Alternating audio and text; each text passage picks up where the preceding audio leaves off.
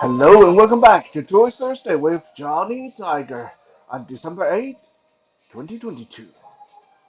Today is a momentous day because in 1941, today was the day that United States officially entered into the World War II, and as we know, the rest is history. They proceeded to kick major butts, and that you can say that if anything, this was the day when America rose up and became a superpower in the world. Or at least this was the day that started them on becoming a superpower in the world. So speaking of superpowers, today we're going to look at a bunch of superheroes that had their contribution during the Second World War. Before we go into it, if you wish to interact with me further, you can also find me on Instagram and Twitter at Johnny Tiger 1981 at Johnny Tiger 1981, where I will post random cat pictures, action figure pictures, and other fun pictures that I managed to snap during my daily adventures. If you like to see what kind of photographer or non-photographer a blind guy can be, then join me on Twitter and Instagram. Those platforms are also where I will be gradually sharing some of my artwork so you guys can see them before they become available on the market. Also, before we start our list of action figures, I want to quickly mention that characters like Superman and Batman were also very prolific during the Second World War. However, they were mostly used as propaganda devices to market war bonds and stuff like that. So I'm not going to even include them in today's list.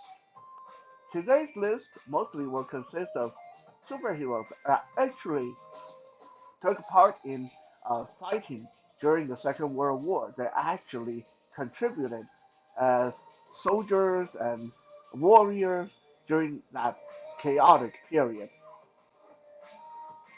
Some of these heroes and characters you will have known, and some of them, hopefully, will allow you to learn something new about a character that you didn't know about before. So, let's begin. First up, we have, perhaps not surprising at all, Captain America. Now, almost everyone knows his story because you've seen all over the movies and comic books and those even audiobooks. So I'm not going to elaborate on it too much. Short version, I'll give you the brief version. Uh, Steve Rogers wanted to be a soldier and fight for his country during Second World War, but he was too small and feeble, so he didn't get picked by the army. Dejected, he signed himself up to be experimented on, a really bad idea, by the way, to be experimented on uh, for the Super Soldier project, which they were going to inject him with a bunch of chemicals and turn him into a super soldier. And he almost died, but luckily he made it and became a super soldier. And he was used as an icon of the American soldier, the perfect American soldier.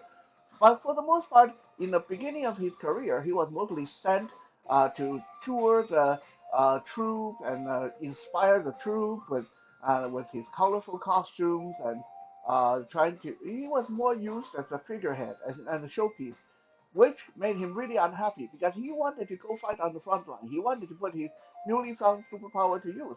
So eventually he did. Eventually he went to the front line, kicked a lot of Nazi butts, and uh, destroyed a lot of German properties. And as a result, the Germans came up with their own superhuman program and tried to fight fire with fire. And a lot of things went down. Eventually, Captain America was presumed dead, what actually happened was he was buried under an iceberg, and because of that, he was preserved until he was found again in the modern era and revived. So that's why, even though he's a Second World War soldier, in the comic book today, he's still as young and sprite as ever.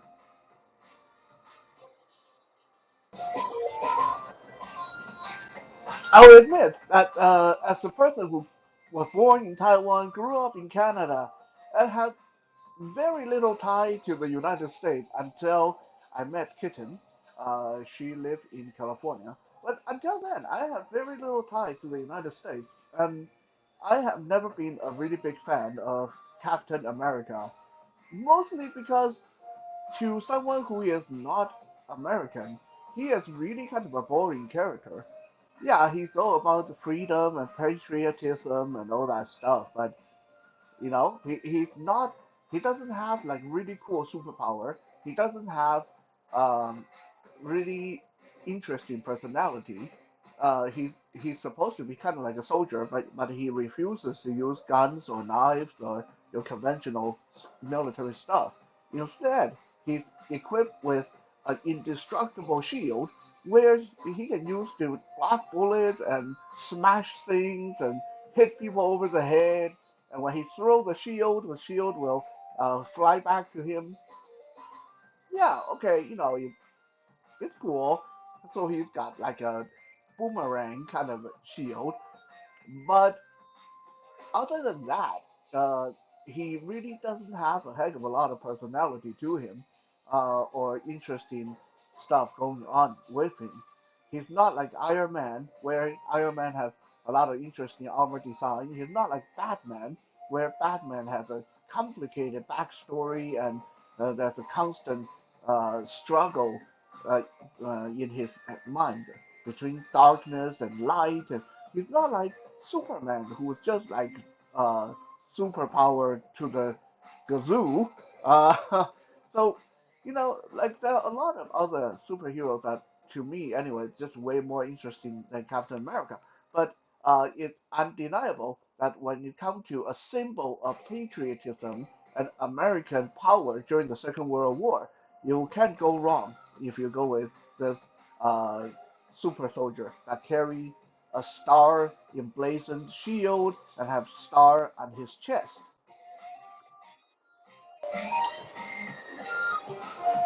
Now, Toy Biz and Hasbro and any company that took over the Marvel license have made a whole lot of Captain America. Like honestly, there's a lot of America toys out there. So I wasn't actually very impressed with this one I'm showing here. This is a video game version of Captain America released by Hasbro early last year or back in 2020. So he's relatively new. And honestly, he is not a bad figure. He is very solid. He handles really well. All the articulations work really good. He has a big shield and he has a couple of head options. The one I'm showing here is the unmasked head, but there is actually a helmeted head, but I don't know where it's gone off to. Probably in my uh, box of 1,000 body parts. But so he is not a bad figure. It's just personally speaking, I am pretty Captain America out at this point. You've seen one Captain America, you've seen all of them. They all kind of look basically the same. Yeah, okay, some of them have pouches and pockets and buckles and belts all over their body like this one, and some of them are more smooth, like your generic superhero. But generally, they are the same. Like big shield, a star on their chest, and the wings on their helmet. And when they don't have helmets, they look like a nice looking white American guy. Yeah, like I said, not a bad figure, it's just kind of a boring figure. So let's move on to the next World War II soldier. Next up, Nick Fury. Well, in the Marvel movies, Nick Fury never really fought in the Second World War. In the comic book, that's where his story really began, Nick Fury was a soldier during the Second World War. He had fought alongside Captain America, and he lost an eye during the war. So this scar champion, gruff war veteran that we are used to in the comic book is the Nick Fury that I know. Unfortunately, that is not the Nick Fury we have here because I do not have a version of the action figure uh, for that version of Nick Fury. So I have to substitute it with the movie version, which is honestly completely different. This version of Nick Fury comes from the Marvel Cinematic Universe. In particular, this came from the Captain Marvel movie. So we're seeing a younger Nick Fury in suit and tie. He's like working for FBI or something in the movie, and he's holding a small pistol in his hand. He still has both eyes, and he's black. Okay, in the original comic, Nick Fury was as white as Wonder Bread. They only made him black in the Marvel Cinematic Universe to be more inclusive. Not that I think it's a bad idea. I think Nick Fury being black is actually quite a good idea. I'm just saying that this is not the Nick Fury that we come to know in the comic books. This is not the Nick Fury that fought in World War II alongside Captain America. With that said, this is a nice action figure in its own right.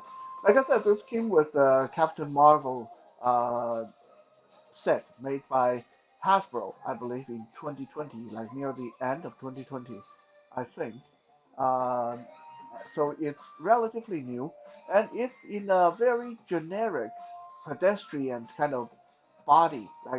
It's not built like a superhero. It's built like a normal person wearing a suit and tie.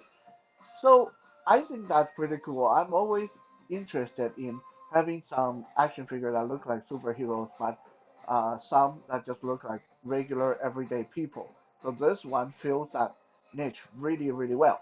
Unfortunately, this same body will be reused again and again and again and again whenever Hasbro feels the need for a character that's wearing suit. They try to squeeze the same body in there. I don't know if everybody wearing suits are supposed to look the same or anyway, but yeah, uh, getting a little bit tired of seeing the same body, the same uh, structure being used over and over again. Not much else I can tell you about Nick Fury, so let's move on to the next one on our list. Next up, Wolverine.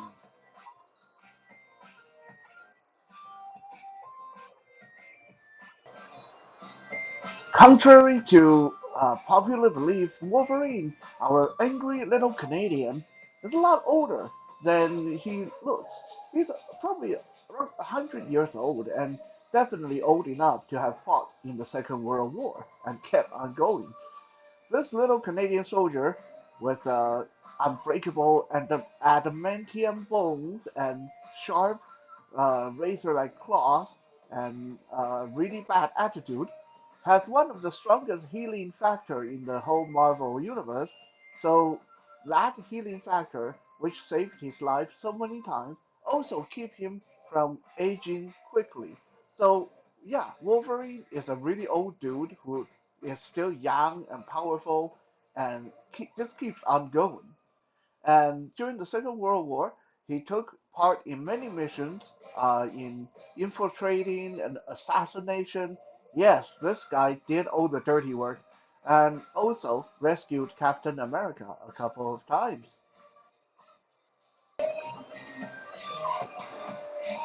Honestly, whenever I think of Wolverine, I think of my good friend Harvey, angry little Canadian man.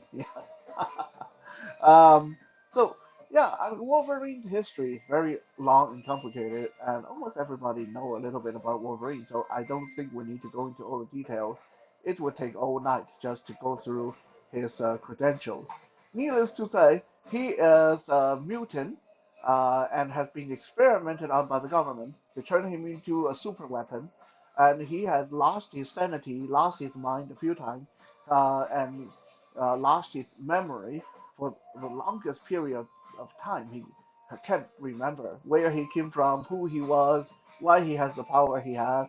But when it comes to kicking asses and taking heads, Wolverine is the guy you want to have on your team. He's nearly unkillable. He's very quick. He has a lot of experience in fighting warfare. He is one of the best martial artists in the Marvel Universe.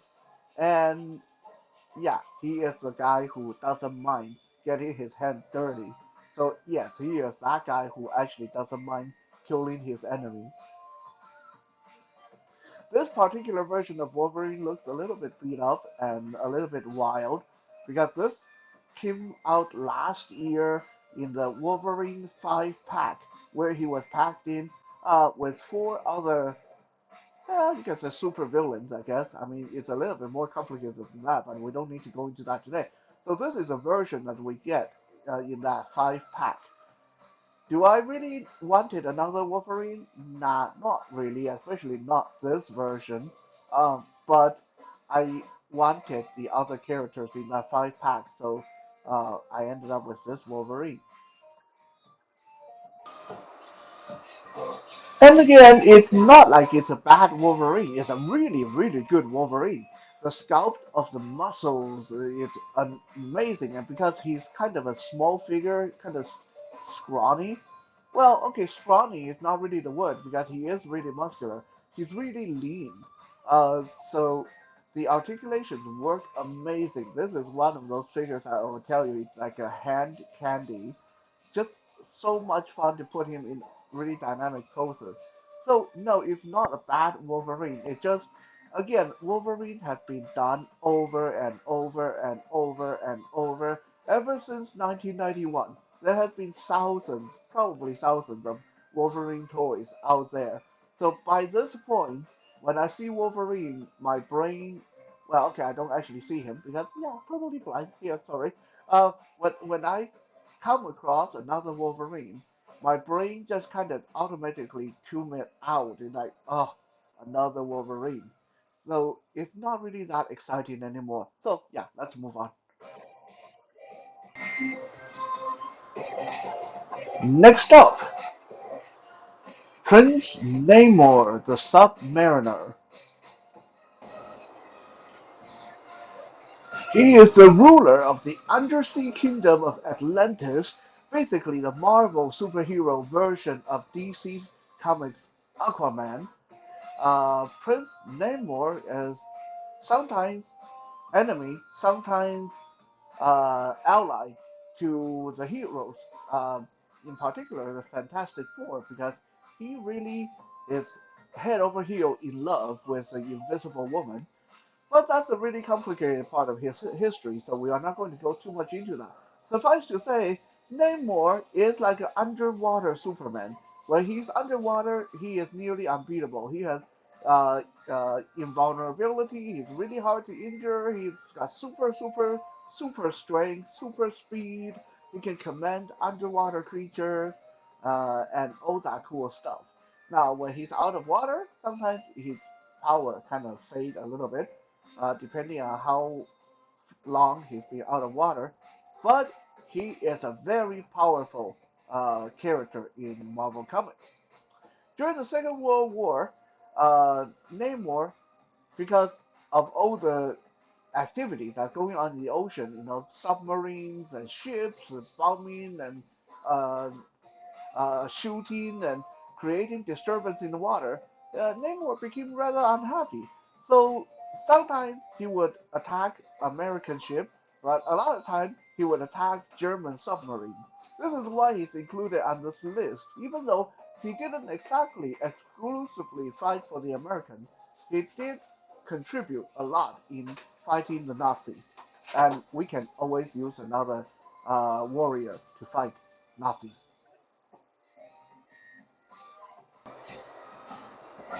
This particular version of Namor the Submariner is quite an old figure. He's about 20 years old.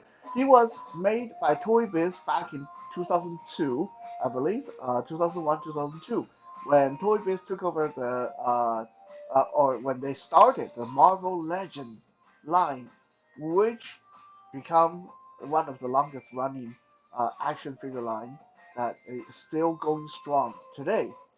Back then, this was an impressive piece of action figure. Even when you match him up against action figures today, he is still not bad. The articulations may be not quite as good as some of the action figures today, but there are still a lot of action figures that don't move as well as him. And the uh, nice water base that he come with is really big and solid and displays the action figure really well. Even when he's standing, you can prop him up with that column of water, and he still looks fine. His vest and his belt are both removable, although he does tend to look a little bit sparse or naked without them. And of course, he comes with his trident, which he used to rule his kingdom. So when you want to, you can display him clipped to that big column of water, like he's leaping out of the water, or like he's getting ready to uh, uh, jump out of the ocean, or he's using that water to prop him up, to hold him up in the air. It's really cool. You can pose him like a Superman pose, and then clip him to that column of water, and you can get some really dynamic pose out of him. If you want to, you can even clip that water display base to the wall. It has a wall mounting bracket on the bottom, although it kind of stick out a bit far from the wall, so I personally wouldn't really recommend that. But you can do it if you want to. 20 years ago, they made an action figure like this that come with removable vest, a removable belt, really good articulation, a weapon, and a giant water base.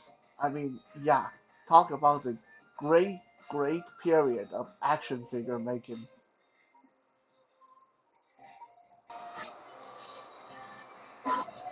Now we're going to step away from Marvel comic because other comic books also have heroes that fought during the Second World War. The next one I will present to you the very familiar character of Wonder Woman.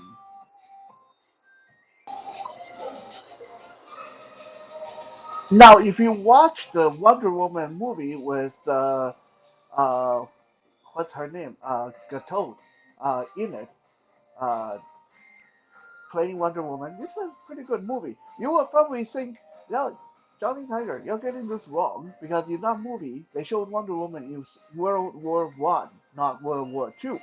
Well, if you follow the original comic book, Wonder Woman actually took part in World War II rather than World War I.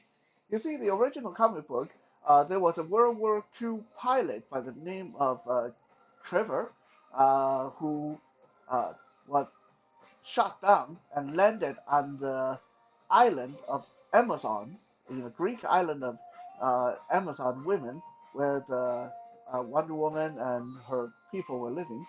And so, in order to return Trevor to the human world, they held a big contest to see which one of them could go into the human world. And Wonder Woman won the contest, so she went back to the human world, taking Trevor back, helping him fight the war, and they fell in love and all that stuff. So that's the original story of Wonder Woman, not what you see in the movie. Of course, in the movie they kind of have to change things up a little bit. Uh, so that is why there's a discrepancy between the comic book and the movie. In the movie, you'll see her in World War I, but her original story, she was definitely a heroine who fought during the Second World War.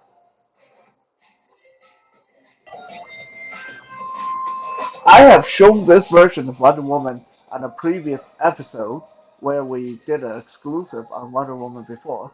So I'm not going to stay on this one. Thank you. I'm not going to stay on this one for too long because you guys have seen this one. It's made by Todd McFarlane. Really nice action figure. This is her in her golden eagle armor. I mean, yeah, you don't get much more American symbology than this one. Yeah, golden eagle and the color combination. It's just like yeah, you look at her, you know she's fighting for the American side. Um, so this figure I believe is 2 years, almost 3 years old. Really well made. I need to get another more like a civilian look Wonder Woman in my collection sometime. But for now, this one is pretty nice. The armor details, I love the wings on her back. I just have a natural thing for action figures that have wings, that they just look really cool. Articulation worked really, really nice, and she even come with a stand that would help her hover off the ground on your display. Now, it's a little bit unfortunate that she didn't come with any weapon because I believe when she wore this armor, she also had a sword, and she at least need her lasso of truth. That's the weapon that she always had. But in this version, at least when Todd McFarlane released this one, uh, she didn't come with any weapon at all, which is kind of disappointing.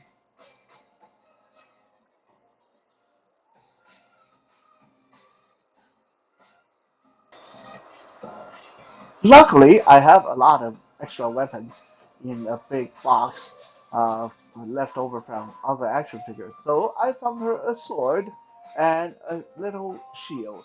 Probably not nothing look it probably looks nothing like what she should have come with. But well, better than empty-handed, right? Last but not least, from Image Comic, we have a guy that many of you might not have heard of before. His name is Super Patriot. His name is John Armstrong. During the Second World War, he was an American soldier who got caught behind enemy line. I can't even talk anymore. He was an American soldier who was caught behind enemy line by the Germans, and they took him to a secret installation where the Germans were secretly experimenting on people like the real Nazis. Yeah, they actually did that. And they were trying to create their own superhuman and super soldiers. So, needless to say, this American soldier that they caught, they experimented on him. They used their new formula, injected him, and see if he was going to die or if he was going to turn into a superhuman. Lucky for John Armstrong, he turned into a superhuman. Upon waking up, he promptly destroyed the installation, making sure that no more superhuman could be created by the German, and he went back to fighting alongside the Americans and started kicking Nazi asses left, right, and center. His story took him all the way through the 60s and 70s and 80s, fighting crime, defending his country, calling himself the Super Patriot. Unfortunately, in the 90s, when things went bad for him, by this time Super Patriot was an old man. He's still superhuman, but he was getting old and slowing down. So one time, he was caught on his own by a bunch of his worst superhuman enemies, and these supervillains beat him nearly to death, and in the process, he lost half of his face, his both arms and both legs, and they left him to die. They left him there to die. Luckily, or maybe unluckily for him, his remains or his dying body was found by a shady cybernetic corporation that took him back to their lab. And again, it's almost like his history repeating itself. They experimented on him. They attached a robotic goggle to his face. They attached a bunch of cybernetic upgrades to him, gave him robotic arms, robotic legs, and brainwashed him so he wouldn't remember who he was. And they turned him into their own evil robot assassin. And it wasn't until much later when some of his friends found him and helped him retrieve his memory and Super Patriot. Now mostly machine and very little man, could go back being a hero. The action figure you're looking at now is one of the oldest action figures in my collection. This was made by Todd McFarlane, I believe in 1995 or maybe 96, in a very beginning of his Spawn action figure line. And back then, this figure was amazing. I mean, he's a little bit dated today, but he still looks pretty good. He has a very muscular physique. Uh, he has goggles on his face, and he has robotic arms and legs. Obviously, there's not a lot of articulation. He's only articulated at the neck and the waist and the shoulders and the hips and the knees. So you can't really get any dynamic poses out of him. Turning him around, we can see that he has a long ponytail that goes way down to his hip. And this ponytail is kind of interesting because it feels like real hair. It's rooted hair. Uh, Todd McFarlane, as far as I can remember, was the first one that started doing that for action figures. Now, of course, they did that for Barbies and other dolls and maybe the Mego dolls and stuff like that. But uh, McFarlane really used this technique a lot for his action figures back in the 90s. Uh, it was kind of cool. You know, it's cool to have hairs that feel like real hair, but personally speaking, I didn't care for it because these hair, they were always getting in the way, getting caught in the joints and tangling up with accessories and weapons. They were really kind of annoying, not to mention after a while, they start falling out. So I'm glad my Super Patriot here, after over 20 years, still have his hair. Perhaps the coolest feature on this action figure, and it definitely was something really unique at its time, was his arms were removable and he came with extra arms that you could attach to him. Remember how in the story he got really messed up and they installed him with robotic arms and legs? Well, those robotic technology can apparently transform into a whole lot of stuff. They can look like normal human legs and arms, but they can also transform into guns and blades and giant cannons and flamethrowers and stuff like that. So for this action figure, he comes with human-looking arms and big giant gun for arms. Unfortunately, uh, because of me moving house a few times, those extra arms no longer can no longer be found. I lost them somewhere, so now he's kind of stuck with the arms he has. I hope you have enjoyed this episode of us celebrating some superheroes that have fought during the Second World War. Who knows? Maybe a few years down the road, we'll start seeing superheroes that fought the Russians uh, for Ukraine. That would be pretty cool, right? Thank you for checking out today's Toy Thursday. We'll be back again tomorrow for some Fitness Friday. For now, have a good night.